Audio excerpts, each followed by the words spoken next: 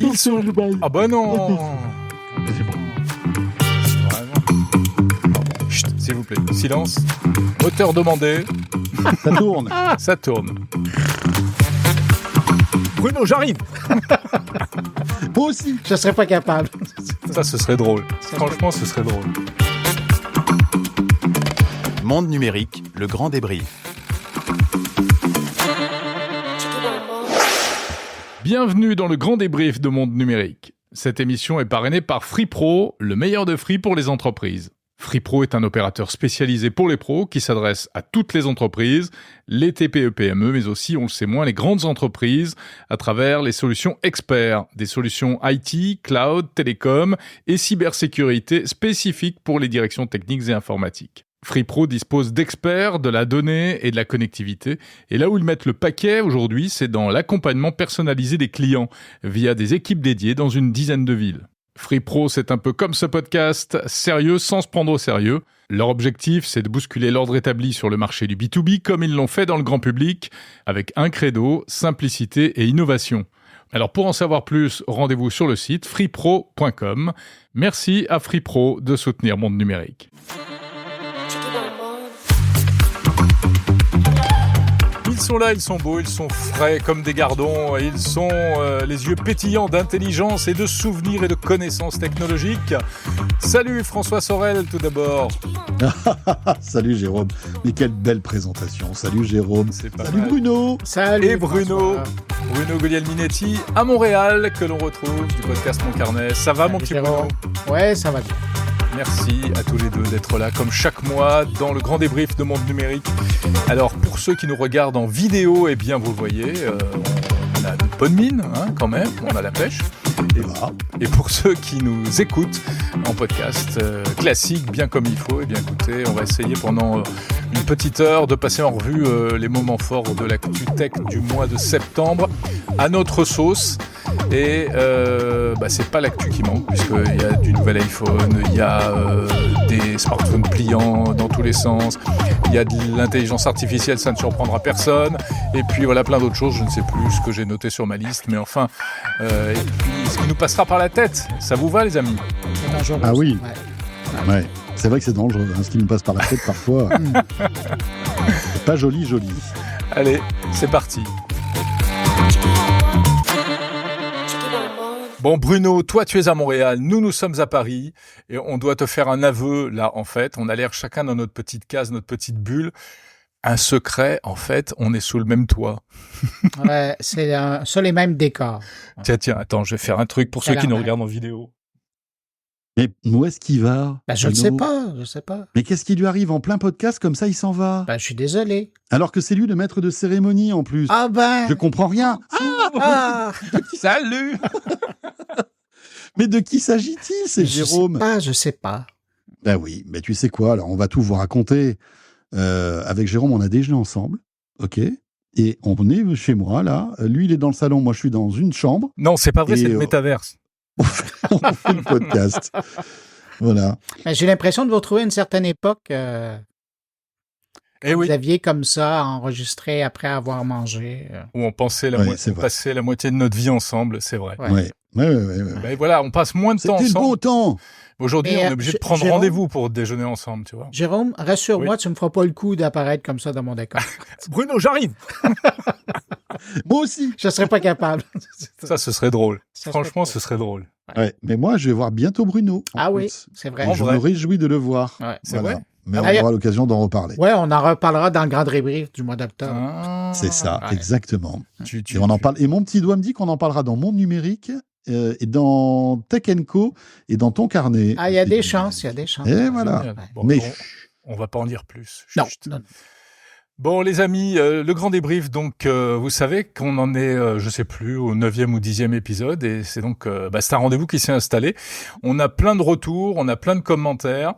Malgré nos bêtises, on a des gens qui nous écoutent, parfois jusqu'à la fin, puisque la promesse, c'est d'être à la fois sérieux et pas sérieux, exactement comme vous dans la vraie vie, quoi, en fait. Pas moi, hein, puisque moi je suis sérieux tout le temps. D'ailleurs, j'ai mis la veste aujourd'hui, vous avez vu ? Oui, c'est vrai, tu es très beau. Je suis pas sûr de la la différence que nous, on l'a enlevé. On dirait moi dans Tech & Co, tu vois.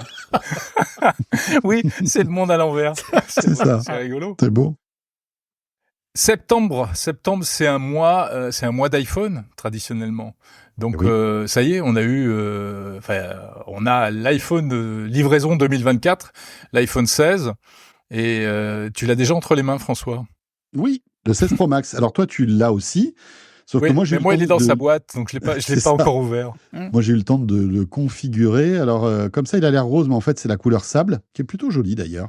Bon, voilà, l'apparence est toujours la même. L'écran est un petit peu plus grand que le précédent. Les bords sont un petit peu plus fins. Ouais. Ça pose un problème d'ailleurs. Je vais vous expliquer pourquoi tout à l'heure. Et puis après, bon, bah, voilà, c'est de l'iPhone dans toute sa puissance et sa splendeur, hein.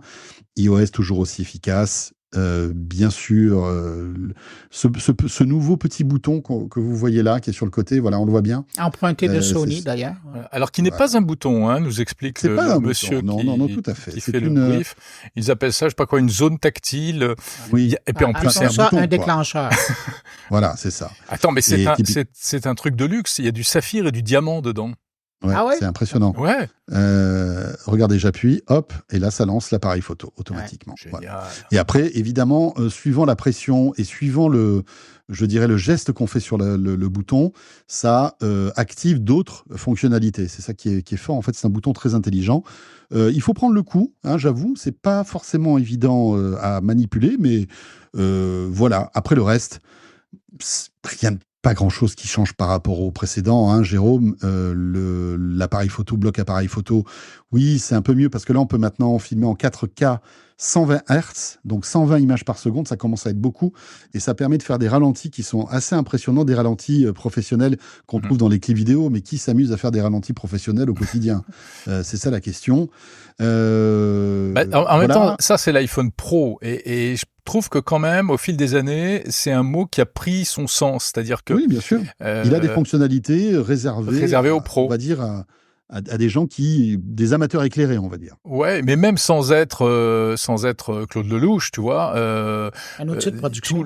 Voilà, tous les producteurs de contenu, tous les créateurs de contenu, comme on dit, tournent à l'iPhone aujourd'hui, de plus en plus, et avec des résultats qui sont incroyables, hein, quand même. Ouais. Il y a plein de films qui sont en tournage d'ailleurs avec l'iPhone. Oui, Bruno. Non, mais je veux dire, mais quand même, moi, le problème que j'ai avec, c'est le grand absent.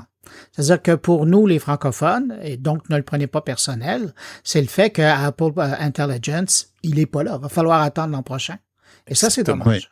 Oui. Parce qu'on nous a vanté cet appareil-là comme étant la nouvelle révolution. Nous, on en a même parlé comme ça, puis finalement, ça fait comme patapouf ou patapois ou y a rien. Alors que il est taillé pour Apple Intelligence. Exactement. Et c'est ça il que a je la trouve. puissance nécessaire pour faire fonctionner les outils d'intelligence en local, etc. Mais on a le moteur, mais on n'a pas l'essence, quoi, en fait. Et c'est pour ça que moi, ce que je recommande aux gens qui m'écoutent, qui prennent le temps de le faire, c'est d'attendre avec l'iPhone 17. Parce que là, nous, au niveau des francophones, les anglophones, c'est une autre question. Mais au niveau des francophones, moi, j'ai attendu avec le 17 parce que là, on aura eu le temps. Les ingénieurs d'Apple et les développeurs des applications auront eu le temps de manier avec l'iPhone 16. Et puis, c'est un peu comme dans l'évolution des consoles. Hein. Les jeux, quand la PS5 est sortie et les jeux aujourd'hui, on a maximisé la connaissance de la machine. Les jeux, le rendu est formidable. C'est la même chose pour le téléphone, et je me dis, si vous avez de l'argent à investir, mettez-le à la banque ou achetez-vous autre chose, mais attendez pour le 17, et là, ça va vraiment valoir la peine. À noter que l'iPhone 15 Pro Max, qui est sorti l'année dernière, sera compatible aussi avec Apple Intelligence. Ouais. Oui, mais donc ça, c'est bien. Tous ceux qui ont dépensé beaucoup d'argent l'année dernière pourront bénéficier de la mise à jour quand elle aura lieu. Et c'est vrai que tu as raison, la question, c'est quand on aura cette mise à jour.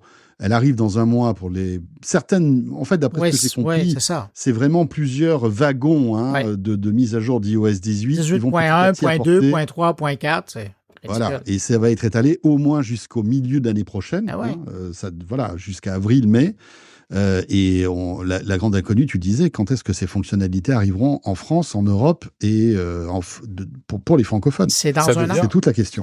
Et ça devient un vrai problème, hein, parce que Apple, mais aussi Meta, je sais pas si Google aussi a retardé certaines fonctionnalités, ChatGPT, OpenAI qui commence aussi à freiner sur des trucs. Enfin, alors ça, c'est plus le problème de la francophonie, c'est le problème de l'Europe. Les problèmes de réglementation, les contraintes, on sait pas trop ce qui se joue en arrière-plan. Est-ce que véritablement ces boîtes sont inquiètes? Est-ce qu'elles risquent d'être embêtées ou elles essayent de faire un chantage, de faire du forcing auprès des législateurs européens pour éventuellement les faire fléchir, etc. Mais en tout cas, on va en payer les pots cassés, quoi, de cette histoire-là. Mais tu sais, Jérôme, par rapport à ça, plus le temps passe et plus je me dis qu'à quelque part, ça fait l'affaire de ces géants-là. Parce que eux, pendant ce temps-là, ils développent des applications, ils balancent aux États-Unis, au Canada, dans certains cas. Ils le testent aux États-Unis et au exactement. Canada. Non, mais exactement. C'est exactement ça. Et il y a aussi une forte demande sur leur système, hein. Tout se passe pas sur l'appareil, là. Donc, les serveurs, tout l'équipement. Alors, j'ai l'impression que ça fait aussi leur affaire de pouvoir roder et puis après de le balancer sur le marché européen, qui est un gros marché, qui est un marché qui demande énormément. Et donc, quand vous l'avez, ça fonctionne très bien. Ouais, c'est intéressant ce que tu disais, Bruno. Ça veut dire merci. que toi, tu auras toutes ces fonctionnalités d'Apple Intelligence en même temps que nous, alors que tu es sur le continent américain? Si je le fais en français, si j'utilise le téléphone en anglais, je l'aurai avec les Américains. Ok, d'accord. Ouais. Là, la dualité culturelle, une fois de plus, sur notre territoire. Voilà. Mais bon. Et toi, de toute façon, par idéologie, enfin par conviction, pardon, c'est le français, sinon rien, bien sûr. Tu parles des Français en général ou du français je parle des Québécois. OK. Vous nous faites oui. en permanence avec tous les mots que vous inventez pour pas dire des mots américains, là. Oui. Tu peux être sûr que je vais garder... Non, mais sérieusement, ce que je fais, c'est qu'un appareil qui roule en anglais et l'autre en français. Parce qu'on n'a jamais les mêmes choses. Ouais. Donc, c'est l'enfer. Hein? Ma blonde rit de moi, là. Mais c'est un iPhone en anglais, un iPhone en français, puis un Android en français, l'autre en anglais. Et ça fait 4 appareils. Et tout est doublé comme ça chez toi, tu as une femme en français, une femme en anglais. Sauf mon amoureuse. Ah, d'accord. Ouais, t'en as qu'une. Ouais. Hein? Mais elle parle français, anglais, arabe. Elle parle français, anglais. Ah oui, ça c'est bien. Ça permet d'avoir quand même une manière de t'exprimer. François, tu parlais du problème de l'écran, parce que c'est un truc qui a été évoqué, et effectivement, dès qu'on le sort de la boîte, c'est un problème qu'on touche du doigt. C'est exactement ça. Beau. C'est beau, hein. Et c'est vrai parce que, regardez bien, alors on voit pas trop là, mais c'est vrai que les bordures de l'écran sont très très très fines. Et je disais tout à l'heure, l'écran est un petit peu plus grand. Au 15 Pro Max. Voilà. Et le problème de ces bordures ultra fines, il est tout simple, c'est que quand vous tenez le téléphone, parfois votre pouce ou votre index déborde et touche l'écran. Et en touchant l'écran, ça paralyse en fait le tactile sur tout l'écran. Parce que, ce qui est normal, dès que vous touchez un écran tactile avec un doigt, en fait, avec votre autre doigt, vous pouvez plus rien faire, puisque en fait, l'écran tactile a repéré qu'il y avait une zone qui était touchée. Et bien là, c'est pareil, sauf que vous vous en rendez pas compte. L'écran est tellement fin en fait aux bordures que simplement le tenant, typiquement, regardez, je sais pas si je peux vous montrer là. Typiquement avec mon pouce, je le tiens. Mais en le tenant comme ça, de manière très, très fine, ça paralyse l'écran. Alors, pas toujours. Des fois, ça marche, des fois, ça marche pas. Mais je me suis surpris hier à me dire, mais qu'est-ce qu'il a? Il bug déjà. J'arrivais pas à scroller, par exemple, Insta. Simplement parce que mes doigts étaient mal positionnés. Donc, il a fallu que je tienne le téléphone comme ça, en fait, tu vois, sans avoir les doigts et la pulpe du doigt qui touche l'écran. Parce que regardez, c'est très simple. Il suffit d'avoir avec le doigt de le tenir pour toucher l'écran. D'effleurer l'écran. Mais François, parce que tu me fais penser, TCL, là j'ai un TCL ici là, qui n'est pas allumé, mais ils ont il y en a d'autres fabricants aussi qui l'avaient avec l'écran arrondi. Le Edge de Samsung.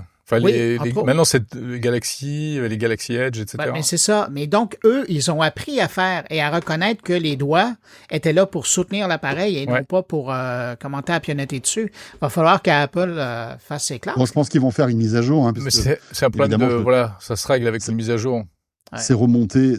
Il y a plein de gens, évidemment, comme moi, qui ont vécu ce problème-là. Et je pense qu'Apple doit tabler sur une mise à jour. Et peut-être que, Jérôme, au moment où tu publieras ce podcast, peut-être qu'ils auront déjà publié la mise à jour, en fait. En effet. Ouais, tout à fait. Voilà, bon, enfin, moi, il y a un truc aussi. C'est dingue. Moi, il y a un truc qui me fait assez rigoler par rapport à tout ça, c'est que ces téléphones, donc, sont neufs, mais ils ont dû être testés par des milliers de mains, par des centaines de personnes, en fait. Il y en a pas un qui s'est dit « Putain, mais regardez quand même, vous avez vu quand on touche le téléphone sur le côté, ça bloque le tactile. C'est bizarre quand même. » Enfin, je me dis, c'est Apple, c'est pas, tu vois, une marque exotique qui sort un téléphone que personne va acheter. Ils savent qu'ils vont en fabriquer des centaines de millions et qu'il y a des utilisateurs qui vont arriver tout de suite, quoi. Ça me fascine. Je me dis, mais comment peuvent-ils arriver à un tel degré j'allais pas dire d'incompétence, parce que c'est un détail, mais malgré tout, c'est bizarre, quoi. Soyons nostalgiques, si Steve Jobs était là, ça serait jamais arrivé.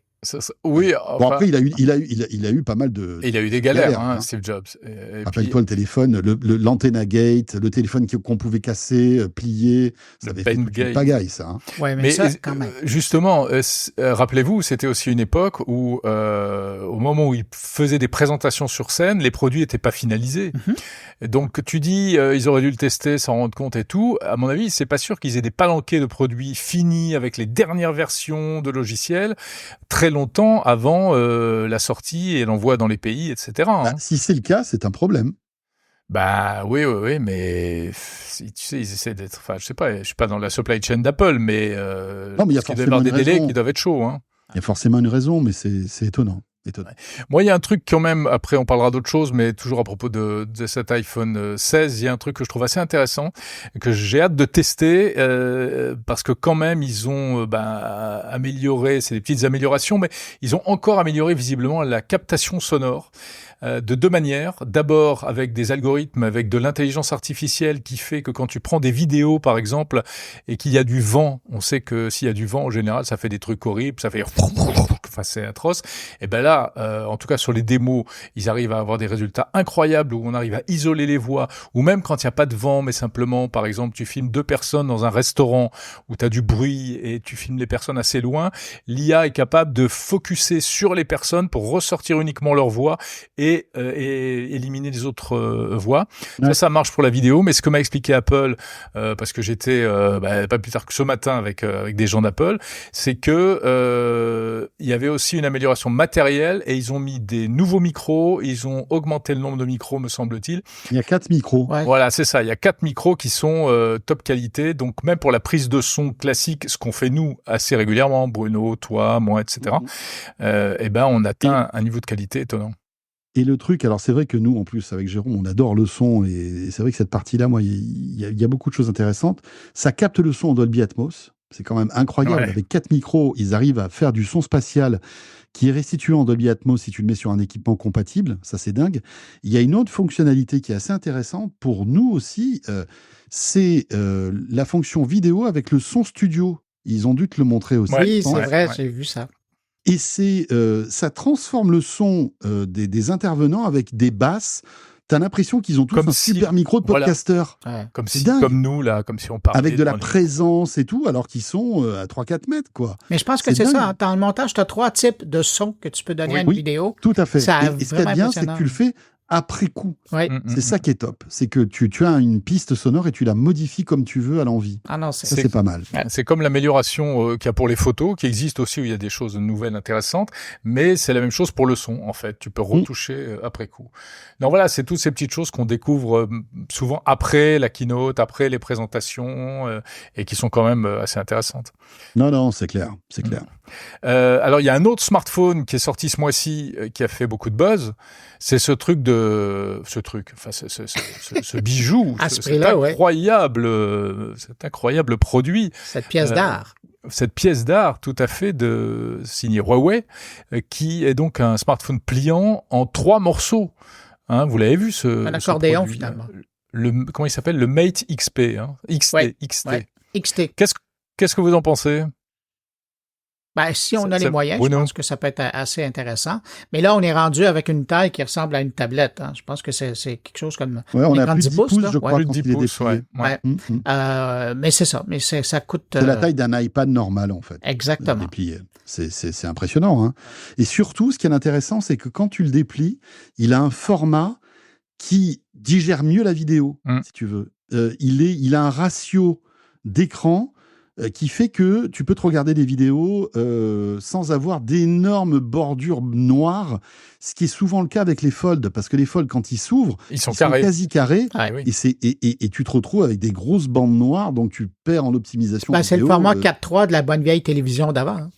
Tout à fait. Alors que celui-ci, quand tu le déplies, il est sans doute Plus 16 moins neuvième. large que long. Et donc, tu te retrouves avec des vidéos qui sont mieux optimisées. Et en fait, l'écran est plus optimisé pour les Netflix, les YouTube, etc. Et c'est plutôt pas mal. Non, c'est vraiment un produit... au-delà du fait que bon, ça coûte une fortune, 2 500 €, qui sera pas disponible en France, que de toute façon, même s'il était disponible en France, personne l'achèterait parce qu'il n'a pas les services Google, donc c'est éliminatoire.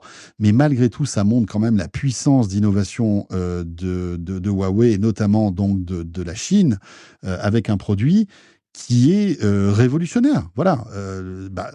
On dira, ce sont les Chinois qui ont fait le premier téléphone pliant en 3 parties. Ouais, Voilà, tout à ça ne fait. sera pas Samsung. Alors Apple, n'en parlons même pas. Hein. Alors, t'as vu, en ils sont ont même pas là. voilà, il y a un brevet. Ils ont déposé un brevet pour un smartphone pliant. Ouais, mais Apple, en 3 morceaux. Mais dépose des brevets. Exactement. Comme toi, tu vas mettre des sous dans un parc-mètre, tu vois. C'est ça le problème. je mets plus de sous dans un parc-mètre. J'ai un véhicule électrique et on ne paye pas à Paris, mon ami. Oh là là là. Ah, c'est vrai, Mais tu ça. le sais très bien parce que toi aussi. Ah oui, c'est vrai. Mais donc, oui, c'est intéressant de voir que Huawei, malgré tous les obstacles que cette boîte a eu depuis des années, malgré la punition qu'ils ont subie de la part des États-Unis avec l'impossibilité d'avoir les puces de dernière génération, ils peuvent pas graver en moins de 7 nanomètres. Voilà, ils sont en autarcie technologique. Ouais, maintenant, tout à fait. quasiment. Et ben, ils arrivent à faire des trucs que les Occidentaux n'arrivent pas à faire. Et ça, franchement, chapeau bas. Et c'est que le début. C'est que le début. Maintenant, en termes d'usage, alors oui, on l'a dit, tu le déplies, tu as quasiment une tablette, donc ça te permet d'avoir une tablette que tu ranges dans ta poche. Est-ce que ça pourrait même être plus intéressant que les pliants actuels qui ne s'ouvrent qu'en 2 parties ? Écoute, moi, je n'ai pas eu l'occasion de le voir, Bruno. Je ne sais pas si toi, tu l'as eu, mais j'aimerais bien voir l'épaisseur du produit plié. Ça aussi, On pourra- apparemment, c'est quand même une prouesse. Hein, il est assez Ouais, fin. il paraît que c'est une C'est assez sacrée fin. prouesse. Ouais. Ouais. Mais tu vois, s'il tient dans la poche, qu'il n'est pas trop lourd, bon, à mon avis, il doit peser quand même son poids, hein, le bestiau. Mais c'est la première génération. Peut-être que petit à petit, ils arriveront à réduire l'épaisseur et réduire le poids.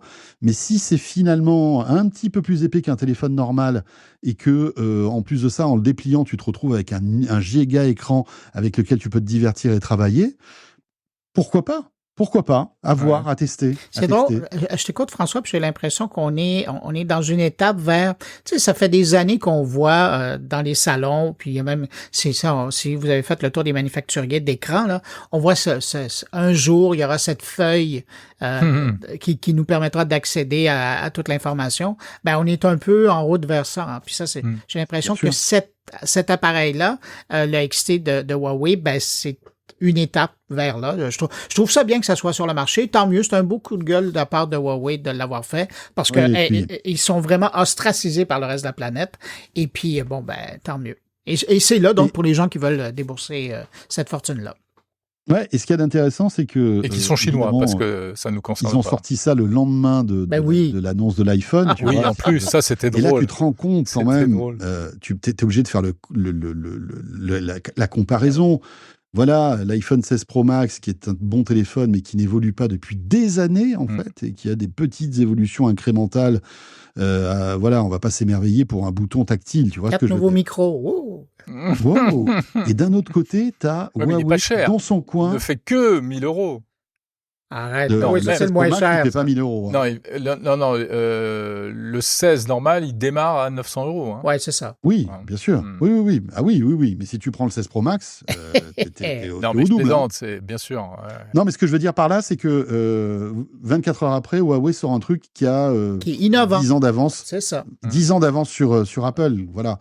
Et Apple ne murmure même pas l'idée, ne caresse même pas l'idée de sortir un jour un pliant. C'est ça. Ouais, mais ça, je suis pas d'accord parce que on en revient toujours à la même chose. Ok, il suffit pas de faire une performance matérielle, hardware, pour avoir un produit qui, au quotidien, va te convenir aussi bien que un iPhone ou d'autres smartphones d'aujourd'hui peuvent te Vous êtes en convenir. train de parler du Pixel. Ah, parle-nous de toi, du Pixel alors. Non, mais c'est C'est ton juste que... chouchou maintenant, le Pixel. J'écoute ton commentaire, Jérôme, et c'est à ça que ça me fait penser. Puis les gens de Google, ils revisitent vraiment l'appareil d'année en année. Et là, eux, il y a de Ils ont l'intelligence. sorti un Fold. Exactement. Puis eux, ils ont en plus l'intelligence artificielle embarquée là sur l'appareil. Et ça prendra pas un an avant que les francophones puissent l'utiliser. Ah oui, non, mais ça, on est d'accord. Non, mais c'est ça, tu sais. Donc, Mais je trouve plus scandaleux. Non, mais Apple pour Apple, à chaque année, c'est la messe. Et t'as l'impression qu'il y a des gens qui sont obligés de faire le waouh, alors qu'à un moment donné, regarde, c'est un peu décevant. Puis là, je veux pas pisser sur la parade, mais faut attendre c'est joli encore. comme expression. Pisser sur oui. la parade. Mais D'accord. là, il faut attendre. J'aimerais pas être dans la parade. Tu connaissais, François? Non. Non. Ok. Vas-y, Bruno. Je Pardon. peux y aller, là? Ouais. Oui. Ça, c'était votre aparté, merci. Donc, je reviens avec ma parade. Et c'est ça. Le problème, c'est que Apple, il y a comme une obligation, mais c'est jamais des grandes surprises. Ça fait longtemps qu'on a eu une grande surprise. Et parallèlement à ça, il y a des pixels de Google qui sortent année après année. Et eux, moi, j'ai l'impression qu'ils travaillent pas mal plus fort. Oui, mais Pixels, il y a quoi? Il y a 100 000 utilisateurs dans le monde. Oh, t'exagères. Non, mais je veux dire, en plus, c'est ça, c'est quand tu adresses une masse comme la masse d'utilisateurs iPhone, quelque part, ça te paralyse. Tu peux pas beaucoup évoluer, en fait. Oh. C'est paradoxal, mais tu vois, tu peux pas tout réinventer du jour au lendemain. Non, mais je trouve que, on aime beaucoup Apple. Hein. Moi, je suis un utilisateur de certains produits, etc. Et en fait, quand je gueule contre Apple, c'est parce que j'aimerais qu'ils aillent plus loin, mais je trouve qu'ils sont un peu paresseux ces dernières années. Tout à fait. Ils se complaisent dans leur succès qui est presque comment dire, qui est presque gênant, quoi. Parce que non, mais c'est pas ça. Pas surfait, mais c'est ça. Ils sont paresseux. Il y a voilà, et j'arrive pas à trouver. Ils se complaisent dans ce succès, et c'est vraiment dommage parce que je pense qu'ils pourraient maintenant, la technologie du pliant est prête, ils pourraient s'y mettre. Alors voilà, on peut se dire, allez, alors moi je suis en train d'espérer, de me dire, ah tiens, 2027, ça sera les 20 ans de l'iPhone, peut-être que pour les 20 ans de l'iPhone, ils sortiront un truc un peu waouh, parce qu'ils en auront peut-être marre de sortir un téléphone qui aura 1 mm de plus sur le côté et un bouton supplémentaire à droite, peut-être qu'ils sortiront quelque chose de nouveau, tu vois. Et je me dis, je caresse l'idée qu'en 2027, c'est dans 3 ans, on aura peut-être un pliant. Bon. On verra. Allez, on passe à autre chose, tout de suite. Bon, les amis, vous savez qu'on a un problème. Ça, c'est vrai. Ici encore, on n'en avait qu'un. C'est exactement le point. Hein. Non, mais vous savez pas de quoi je veux parler. Je parle plus du tout d'iPhone, d'Apple, etc. C'est notre problème, ça. On ne sait pas de quoi tu vas parler. On va le savoir. On a un gros problème, c'est l'intelligence artificielle. Ah oui, ça, c'est un vrai problème, ouais. Alors oui, c'est un problème parce que d'abord, ça commence à rendre les gens un peu fous, mais surtout, c'est en train de nous bousiller tous les efforts qui ont été faits en matière de respect de l'environnement. Est-ce que vous avez vu donc cette étude qui annonce, c'est pas une étude scientifique, c'est une enquête d'investigation journalistique britannique du site du média The Guardian, qui explique que en réalité l'impact environnemental et les émissions de CO2 pour être précis des GAFAM du fait de leur data center, étaient en réalité 8 fois plus élevés que ce qui est annoncé. Et ce sont des centaines de millions de tonnes de CO2 qui sont générées par ça, etc. Et il y a même un autre chiffre, puisqu'on est dans les chiffres, et ça me fascine, ça me scotche. Une requête sur ChatGPT consommerait l'équivalent de 3 bouteilles d'eau. Alors, C'est ce qu'on dit, ouais. Ouais. Alors pourquoi 3 bouteilles d'eau? Parce que les data centers sont refroidis avec de l'eau. Et les chiffres, on peut toujours les discuter. Ouais, mais est-ce que c'est exact tout ça? Tout ça pour dire que visiblement, l'IA a un impact environnemental du fait des data centers qui est absolument hallucinant. Et tout d'un coup, on a l'impression qu'on se prend le problème en pleine gueule parce qu'on continue malgré tout à construire des data centers. On a énormément et plus que jamais besoin de l'IA. On va y aller toujours plus vite. Et on est en train, j'ai l'impression de se prendre ce mur en fait du problème environnemental lié à l'IA. Oui, Non. et puis en plus, on n'est pas près de voir la fin, hein, parce que quand tu vois la surenchère, la compétition qu'il y a entre tous les géants dans ce domaine-là, qui enchaînent milliards sur milliards en faisant je veux dire, la fortune de Nvidia et qui investissent des milliards dans ces data centers avec de plus en plus de puissance. Parce qu'il y a cette compétition aussi, qui va faire la meilleure intelligence artificielle, qui va arriver à la commercialiser, parce que c'est aussi un problème, cette histoire-là. C'est que toute cette IA que tout le monde fabrique, est-ce qu'elle a un modèle économique? Pour l'instant, c'est pas sûr. C'est pas sûr, tu vois. Voilà, moi je souhaite que Mistral, par exemple, qui est notre pépite française, qui dépense beaucoup d'argent dans des modèles et dans des entraînements, etc., demain puisse véritablement créer de la richesse. Mais il y a encore des questions sur ce sujet-là. Donc, on n'en est qu'au début, Jérôme. On n'en est qu'au début. Et cette étude, tu l'as refait dans 2-3 ans, ça va être vraiment effrayant, je pense. Ah bah oui, parce qu'on estime que dans 10 ans, on produira, nous, l'humanité, 50 fois plus de données qu'aujourd'hui, chaque année. Parce que c'est nous, hein, toutes les petites requêtes qu'on fait à droite à gauche, tout ce qu'on produit et tout. Voilà. Est-ce que c'est un sujet qui est sur la table de ton côté, Bruno, au Canada? Oui, tout à fait. Je pense ce mois-ci, j'avais lu un article qui était d'un quotidien américain qui racontait comment il y a une réaction de ce temps-ci. Vous savez, il y a tous les centres de données qui sont en train d'aller s'installer en Arizona parce qu'ils ont le soleil, donc ils profitent de l'énergie gratuite. Sauf que de l'autre côté, en Arizona, c'est pas vraiment là où on trouve les plus grands lacs aux États-Unis. Et il y a un problème, c'est que les communautés où ils vont s'installer, du jour au lendemain, ces communautés-là réalisent que pour rafraîchir les centres de données, ça prend de l'eau. Et de l'eau qui se consomme, pas du restant de la consommation du village, là. Et donc, là, il y a des grandes contestations qui sont faites parce que il y a carrément des communautés qui se disent non, là, vous êtes en train de prendre notre eau à boire pour refroidir vos équipements, alors ça fonctionne pas. Mais de l'autre côté, François, je veux rebondir sur ce que tu disais sur les modèles économiques. Moi, ce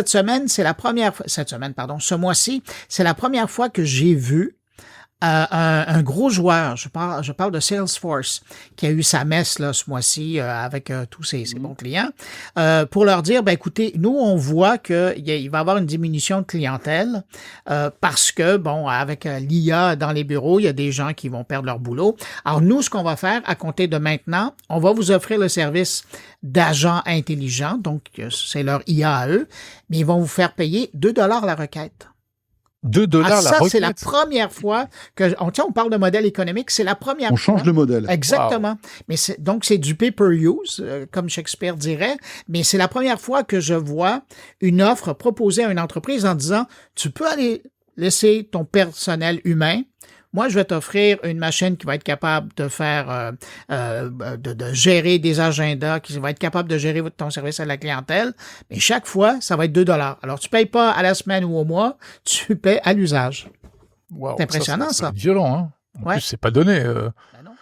Mais enfin, je sais pas si vous êtes abonnés. Vous êtes abonnés à ChatGPT, tous les deux? Alors moi, j'ai résilié mon abonnement récemment, mais je le reprendrai peut-être, mais voilà. Je sais pas si tu as vu, Bruno, mais typiquement, le O1, en France, c'est un petit peu disponible, mais un petit peu. C'est-à-dire que tu as droit à en payant, hein, tu as droit à quelques requêtes de temps en temps.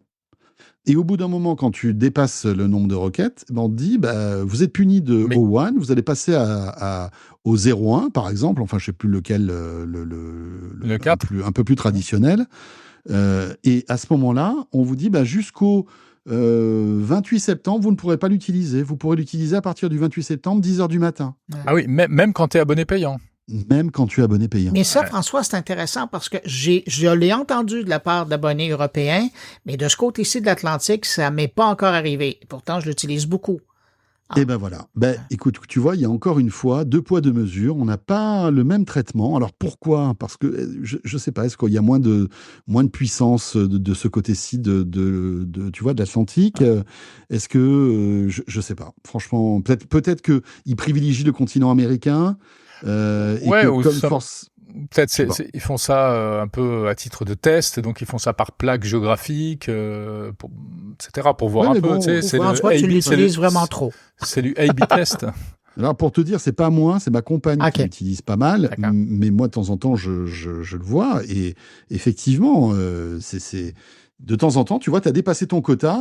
D'ailleurs, elle te trompe avec ChatGPT, d'après ce qu'on tu passes en mode dégradé, quoi. Ouais. Mais c'est drôle parce que, pour nous, si jamais ça devait arriver comme ça, maintenant, je sais pas comment ça se passe chez vous, mais chez nous, toutes les compagnies de téléphone maintenant annoncent l'illimité. Ça fait quelques années maintenant, mais à un moment donné, mais dans les faits, un certain quota de vraiment haute vitesse, et puis à partir d'un chiffre magique, pouf, tu tombes en très basse vitesse. Alors oui, c'est limité, mais c'est pas la même qualité. C'est un peu ce qu'ils sont en train de faire avec l'IA. Ouais.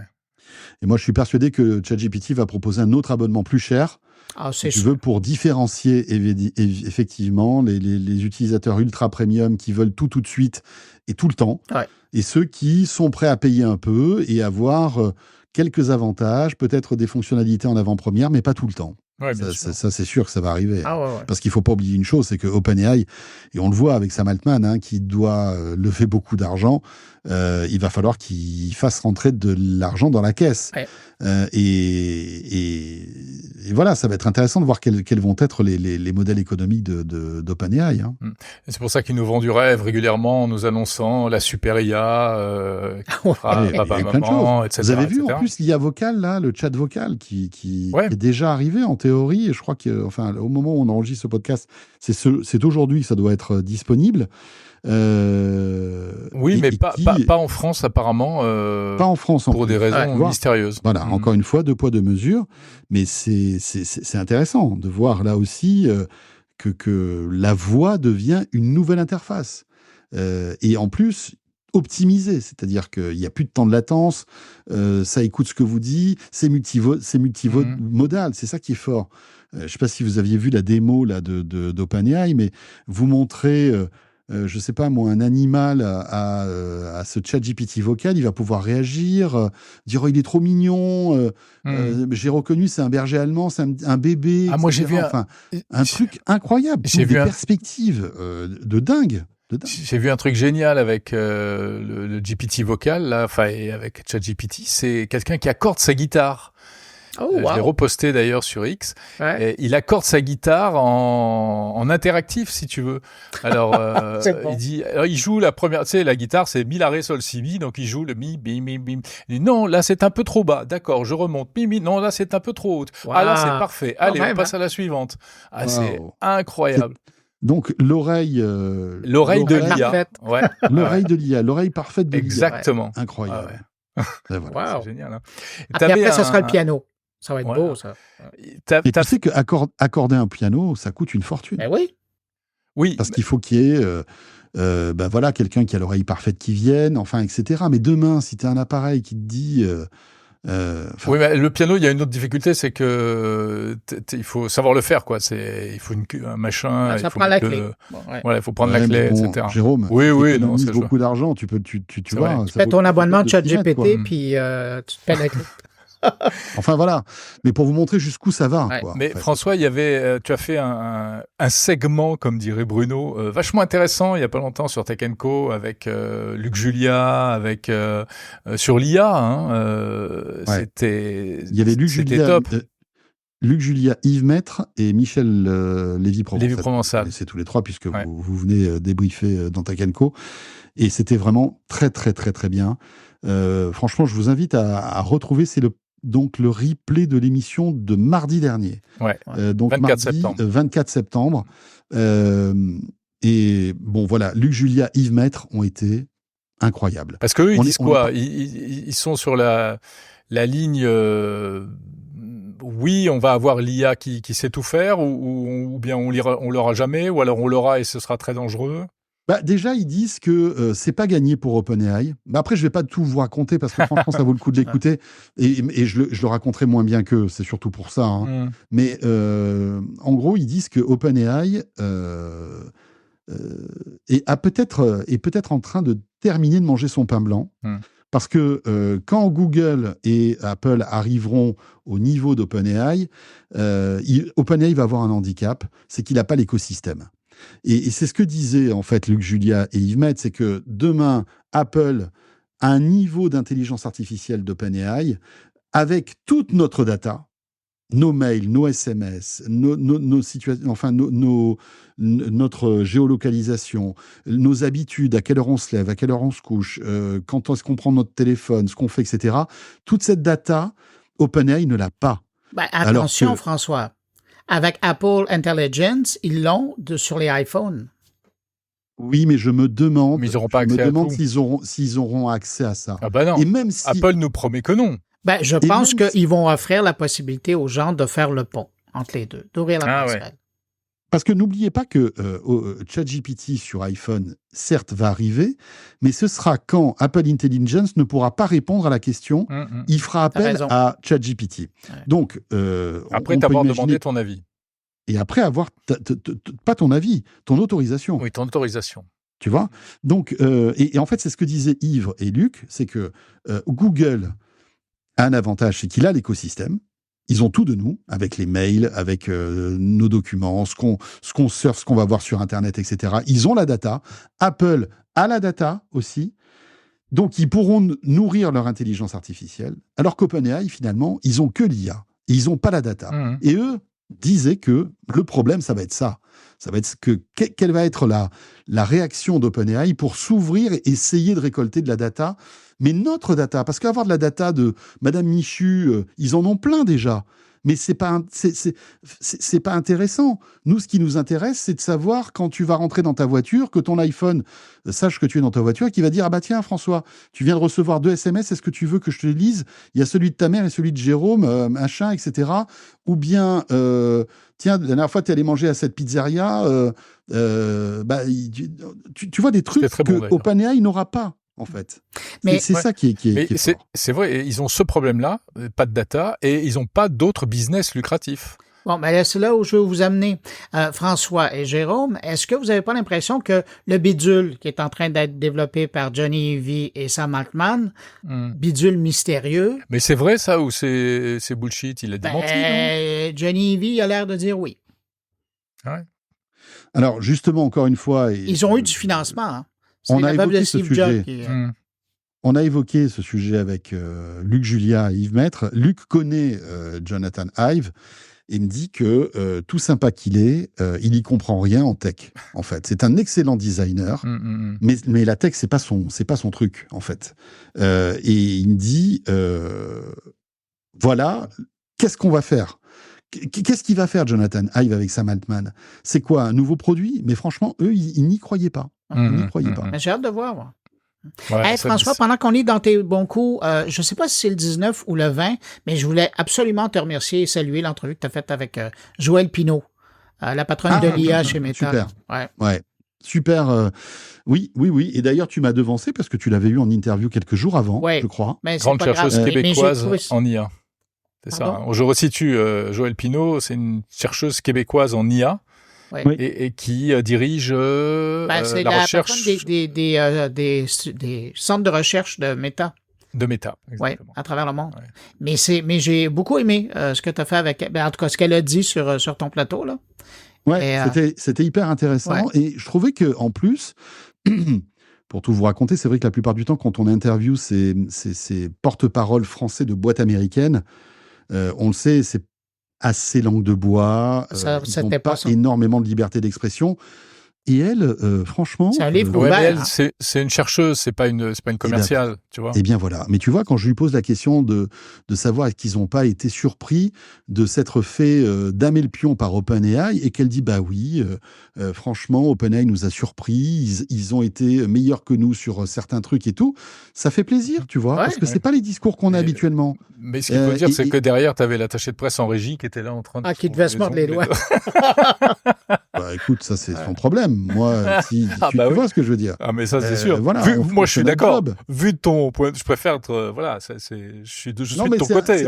C'est vrai que c'était intéressant. Moi, c'est pour ça que je voulais te remercier. De la liberté d'expression. Merci beaucoup, Bruno. Mais c'est vrai que j'ai été surpris aussi de sa liberté d'expression. C'est cool. Et sinon, est-ce que vous avez testé les nouveaux joujoux? Vous avez testé des trucs nouveaux là en IA ce mois-ci? Il y a le truc d'Adobe qui est arrivé, Firefly qui fait des vidéos. Ouais. Mais je crois qu'il n'est pas encore ouvert au public. Non. Voilà, vous avez essayé des trucs sympas récemment? Pas à ma connaissance, pas à mon souvenir. Attends, je réfléchis, mais je vois pas. Bruno, je sais que toi, tu es un adepte de cette IA qui est pourtant, un peu honteuse. C'est Grok. C'est Grok de X. Et moi, je suis d'accord avec toi. Mais moi aussi, je me suis mis à l'utiliser pour faire des images. C'est incroyable. Ouais. C'est mieux que DALL-E. Ah, c'est beaucoup mieux. Ça n'a rien à voir.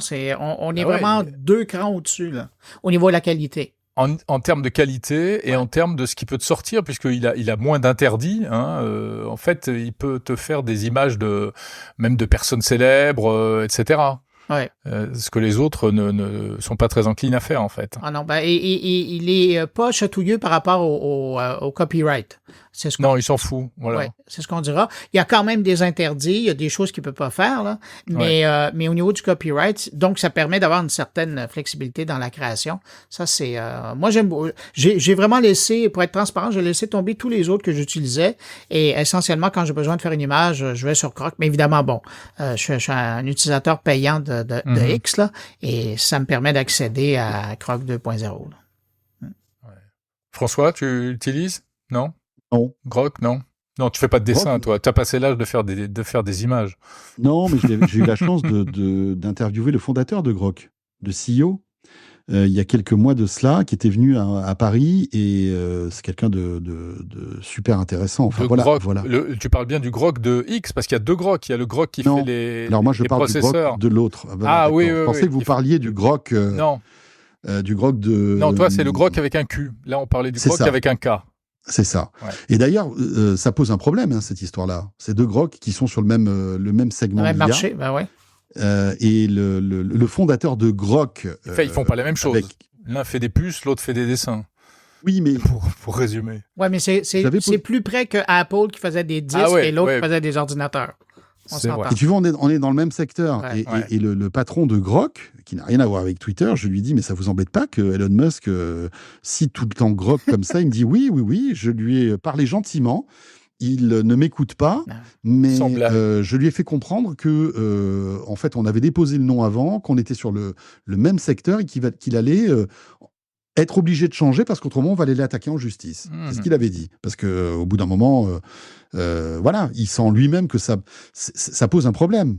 Même réputationnel. Il y en a un qui va être obligé de changer de nom, de toute façon. Mais même un problème réputationnel, c'est même plus une question de marque de commerce. Là, c'est que... Parce qu'il n'y a que nous qui savons qu'il y a 2 Groks, en fait. Pour le Q et le K. Des gens, ils vont... Ouais. Enfin, l'autre est plus B2B que B2C, celui que le Grok. Pour l'instant. Pour l'instant. Ouais, c'est sûr. Très bien. Bon, écoutez, j'allais dire on s'approche de la fin, mais non, on n'est pas encore à la fin. Je ne vais pas vous libérer tout de suite parce qu'il y avait d'autres choses. Est-ce qu'il y a d'autres choses dans l'actu du mois qui vous a marqué? Moi, j'avoue que ce qui m'a marqué, c'est le fait que vous soulignez les 10 ans de Netflix en France. Alors oui. Probablement parce que je ne suis pas touché du tout. Mais je me suis dit, mais pourquoi ils font autant de bruit autour des 10 ans de Netflix en France? Alors, c'est vrai, ça. Écoute, mais alors moi, je me sens visé parce que j'ai fait une émission spéciale. Oui, toi, tu en as fait une complète, là. Mais partout, c'était partout. Mais parce que... alors peut-être de ton côté, ça n'a pas été aussi flagrant, mais Netflix, il y a 10 ans, a complètement changé la manière dont les Français ont regardé la télé. Parce que vous aviez Canal+ avant. Oui, pour le cinéma. Oui. Mais, si tu veux, on n'avait pas autant de choix que vous en termes de contenu de qualité. Nous, et de VOD, il y avait de SVOD surtout. Voilà, pour avoir des séries, tu n'avais pas le choix. Soit tu attendais, soit tu payais 20 € la saison, ce qui était débile pour une série, tu vois, soit tu piratais. Je suis désolé, mais c'était comme ça. Et tu piratais parce que tu n'avais pas le choix. Parce que si tu voulais avoir la saison 2 de ta série préférée, t'avais pas envie d'attendre un an qu'elle passe sur M6 pour pouvoir la regarder, tu vois. Et en fait, Netflix a apporté d'un coup tout ce que vous étiez en train de mettre en place, je pense, aux US depuis pas mal de temps. Et ça a changé la manière dont on a tous regardé la télé, tu vois. Le binge-watching, des contenus, cette sensation de buffet à volonté, si tu veux, tu sais, de contenu infini que tu peux scroller et tu choisis ce que tu as envie de voir, des séries, des films, des docs, etc. Ouais. Donc c'est vrai que ça a changé pas mal de choses et puis c'est un sujet aussi qui intéresse les gens, tu vois. Et c'est pour ça que moi je me suis dit, bah tiens, je vais essayer de faire une émission là-dessus et ça a super bien marché. Parce que j'ai une porte-parole de Netflix France, et puis après parce qu'on a débriefé, tu vois, sur ce sujet, et c'était intéressant. Je trouvais ça intéressant. Mais c'était intéressant. Moi, je l'ai regardé au complet, mais je me demandais pourquoi. Ouais, voilà. Mais je pense que c'est parce que il y a eu un avant et après dans le divertissement à la télévision avec l'arrivée de Netflix. À l'époque, quand ils sont arrivés, c'était pas du tout la situation qu'on a aujourd'hui. Aujourd'hui, on a toutes les plateformes, on a du Amazon Prime qui n'était pas là. Aujourd'hui, il y a du Paramount, il y a du même Canal qui, comme tu le disais, occupait ce terrain-là. Et ils se sont un peu réinventés, ils se sont rajeunis, ils ont fait des efforts. Canal, enfin c'est Canal Play, c'est ça, c'est Love the VOD, hein. My Canal, voilà. Donc ça a bousculé quand même vachement l'écosystème, hein. C'est rigolo. Et François, rappelle-toi, on était à la soirée de lancement de Netflix en France. Oui. Tu te souviens? Très bien. C'était sur les bords de Seine. Il y avait des vedettes. Sous un pont. Là. Sous un pont, ouais. Et c'était étonnant parce que effectivement, nous ça nous intéressait parce que Netflix commençait quand même beaucoup à buzzer aux États-Unis. Ils avaient bien révolutionné les trucs. Il y avait l'histoire. Ils avaient abandonné le DVD pour passer à la vidéo en ligne et à de la vidéo, comme dit François, à profusion. Donc il y avait déjà ce truc. On savait que ça existait, ça nous faisait rêver. Et le fait que ça arrive en France, c'était un peu enfin on va être servi, quoi.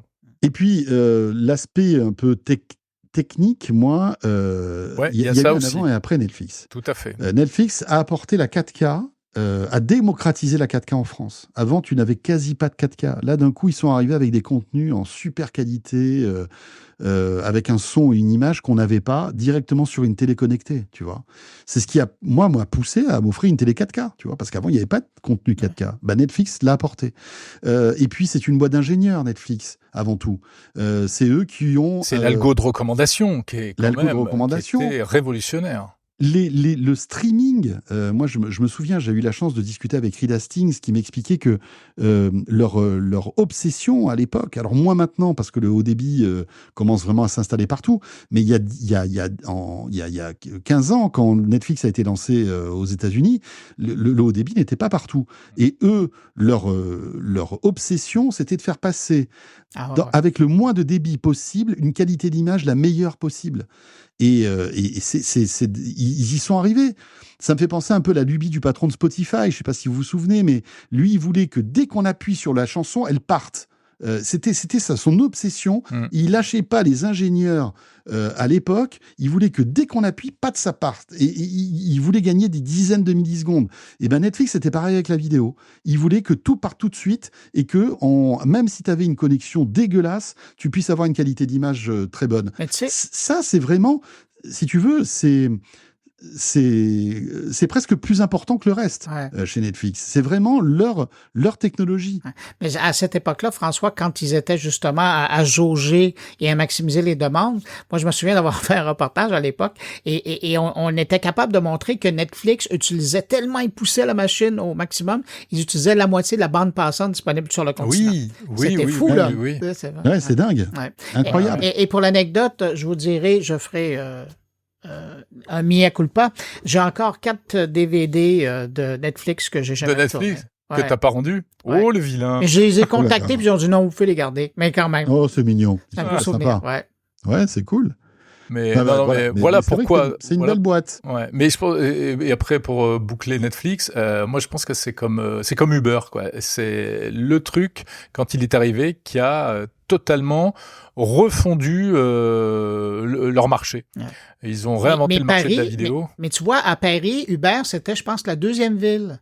Parce qu'il y avait eu San Francisco, où ça C'est fonctionnait. parce que ça a été. Et- Ouais. et- Et parce que le fondateur d'Uber a eu l'idée à Paris. À l'époque, c'était le Web 3. Exactement. Et c'est là où Qui ça... était- Ouais.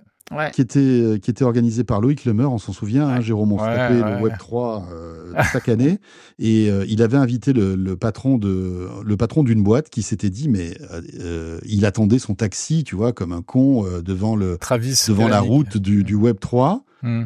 il s'est dit, mais il faut que j'invente un truc qui me permette de commander mon taxi depuis une appli, quoi. Un truc tout bête. Ouais.